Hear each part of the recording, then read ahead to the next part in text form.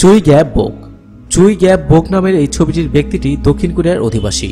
তাকে চুরি দিয়ে গ্রেপ্তার করা হয়েছিল। তার জীবনের বেশিরভাগ সময়ই তিনি জেলে কাটিয়েছেন। সে বহুকাল ধরেই যোগব্যায়ামের অনুসরণ করত।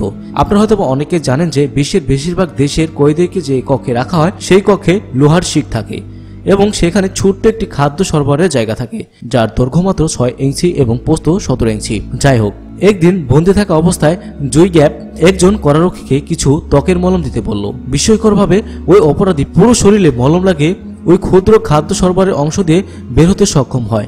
এটা সম্ভবত তার শরীরের অসাধারণ নমনীয়তা ও সুদীর্ঘ যোগব্যায়াম অনুশীলনের কারণে সম্ভব হয়েছে। তিনি সেখান থেকে পালিয়ে গেছেন বটে, কিন্তু 6 দিন পর পুলিশ তাকে আবার গ্রেপ্তার করে। জন ডিলিঞ্জার।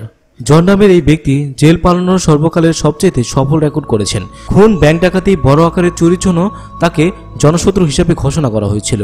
1934 সালে তাকে গ্রেপ্তার করা হয়। সে সময় অসংখ্য আইনশৃঙ্খলা রক্ষাকারী বাহিনীদের সদস্য মিলে এই দুর্ধর্ষ অপরাধীকে কড়া পাহারায় জেলখানায় নিয়ে যাওয়া হয়।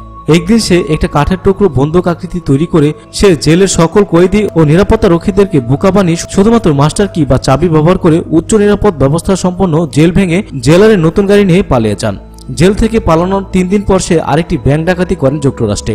5 মাস অনেক দৌড়ঝোপের পর গোয়েন্দা সংস্থা জনকে গুলি করে হত্যা করে। যে সময় তাকে হত্যা করা হয়েছিল তার সাথে তার প্রেমিকা ছিল, যে কিনা পুলিশকে সহায়তা করেছিল। রোজার, কেথ রোজ এবং ম্যাথিক উইলিয়ামস নামের 3 জন কয়েদি তাদের নিজস্ব সরঞ্জাম তৈরি করে ইউকের পার্কহোস জেল থেকে পালিয়ে যায়। এই ব্যক্তিরা 25 কিলোমিটার দীর্ঘ কাঠের সিঁড়ি বানিয়েছিলেন, যার সাহায্যে তারা কারাগারের দেয়াল অতিক্রম করে পালিয়ে যাওয়ার সক্ষম হন। পাশাপাশি তারা আরও কিছু চমৎকার আশ্চর্যজনক পালানোর সরঞ্জাম তৈরি করেছিল, যা তাদেরকে কারাগার থেকে পালানোর জন্য ব্যবস্থা করেছিল।